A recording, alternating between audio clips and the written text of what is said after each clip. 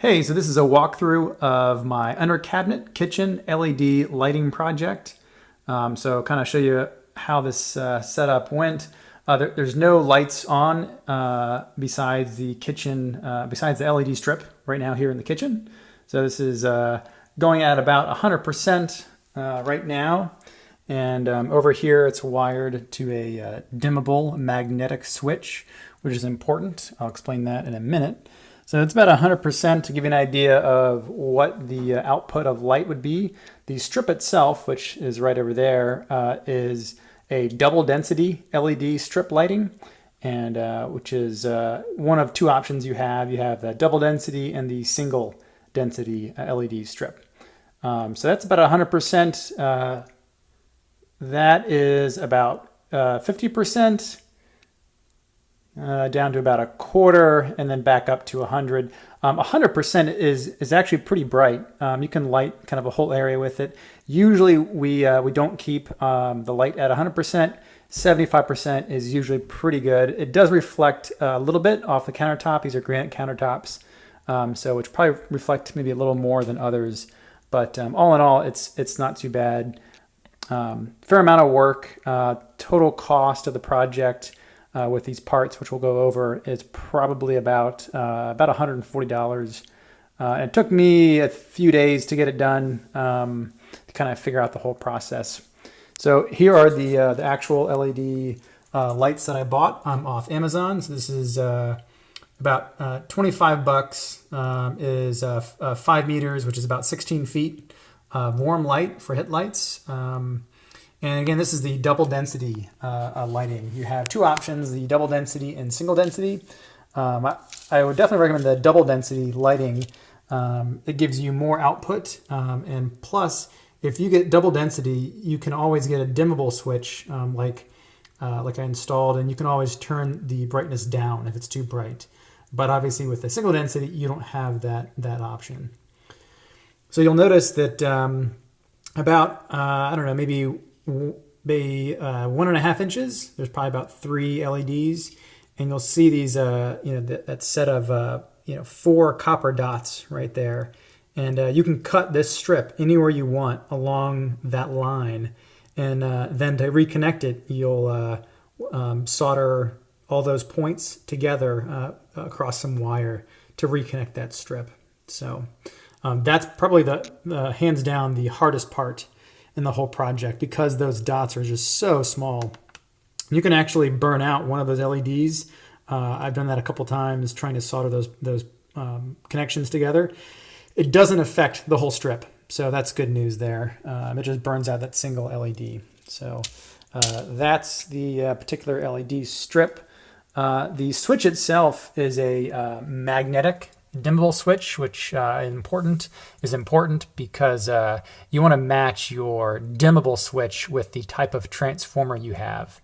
And up there, which we'll see in a second, this is a magnetic transformer, which is important to match those two so that you don't have any humming or buzzing or flickering when you turn your lights on and off. So this switch, I got it from Amazon. It's probably about, I think it's like 23 bucks. Dims up and down. You turn it off. It's got a little, light there to tell you where the switch is. So that's that. This is doing is it's still 120 volts when it comes out of this particular switch. So you've got 120 in a wire coming up in the wall out there with some wood putty to cover up the hole with a 120 volt wire into the transformer. And this is a magnetic transformer. I found this also on Amazon for about $70. This was by far the most expensive piece of the whole project. But again, you don't want to cheap out on the transformer if you have a dimmable switch, because you don't want that flickering or buzzing or humming, anything like that. So this particular type of transformer requires that you mount it in open air, because it does get a little warm after continued use, but it's nothing too terribly hot. Again, it's rated to get warm, so nothing to be concerned about really. But you can't really tell if you mount it in the corner, it's not really that noticeable. So it's got 2 knockout plugs on either side. This one I got an end cap for like 10 cents. It's aluminum. I painted it black with a Sharpie marker to cover it up. On the other side, there's a knockout plug in the back where these wires come out. So that's now it's come out. Now you've got 12 volts coming out of the transformer. And basically, yeah, this is a process where you just basically just wire up from here with some wire nuts. And this particular gauge of wire is 18 gauge. I probably bought about, I don't know, for this particular project, maybe 20 to 30 feet of 18 gauge wire, which was about like $7 maybe at the hardware store. And then, and then you go through the process of basically just, that comes with 2 wires already pre-wired into the end of the strip. So that was easy to start that. And basically you just kind of do your run. The back of the strip has an adhesive on it. So it's just, you just peel the backing off and you stick it up there. It's pretty sticky. So once you stick it, that's pretty much it. I had to cut or drill rather some holes in the cabinet. I put some hot glue in there just to kind of hold those wires in place. So yeah, basically that's the process. The hardest part by far is the soldering. So this is probably a good example over here. So you'll notice at every connection there is a couple wires. So here you have to solder onto every endpoint, an L-shape wire that you've cut. I've got electrical tape around that end so you can't see the actual solder points. But basically you have to line that up on both sides, to have your strip on the ground, do your soldering, your wiring, and then stick it up there. And hope you've done your measurements correctly, because if you this connection point here where you're going to do your your wire nuts, if this length isn't correct and you have to fiddle with this wire once it's stuck up there, you have to cut it and restrip it and all that, you run a pretty good chance that you're going to break the solder connection point on your LED strip after you've stuck it up there, which is no good.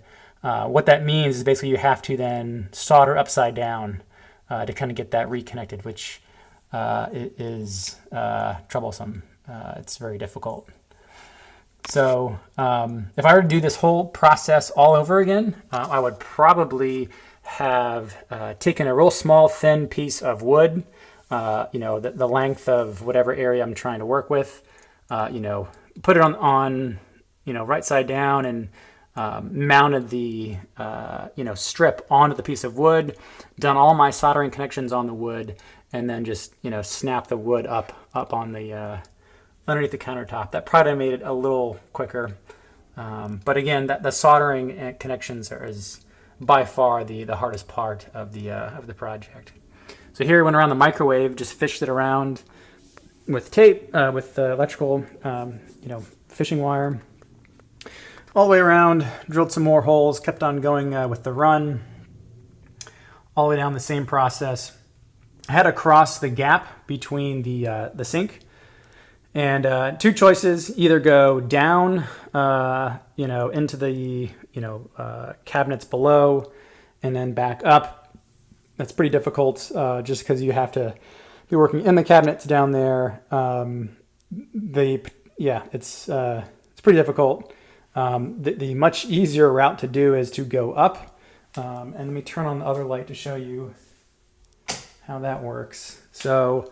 Nothing too terribly difficult, but yeah, a couple staples in the end there of that run, and then basically drill up into the cabinet, and then in the corner of the cabinet, basically that's just stuck in the corner with super glue. So that's not going anywhere. There's no nails or screws or anything like that. Some super glue all the way up into the top, and then around here, I got the smallest piece of molding, crown molding they had at the hardware store with a fake back to it. Mounted it up there with just all-purpose adhesive, no nails, nothing like that. Just put it up there. I actually super glued the 18 gauge wire on the back of the molding before I put it up there. and then did the adhesive, and then put the crown molding up in there. Waited a day, and then I painted the crown molding to match the rest of the room. And then same process down, punched a hole, super glued it, and then you've got your final run of the LED strip. So all in all, it probably took probably, I don't know, probably 2 full days of work, maybe a little longer, just kind of figure it out because I never done it before. But all in all, about $140 for the whole shebang. A lot of times you're basically spending over, you're spending bending over backwards, literally, because you're kind of standing on the ground with your back on the countertop with your head facing up, trying to work with your hands above your head. So it's definitely time consuming and difficult, but all in all, I think it's definitely worth it. So I'm overall pretty pleased with the project. So if you do it yourself, good luck. And that is the end of the video. Cheers.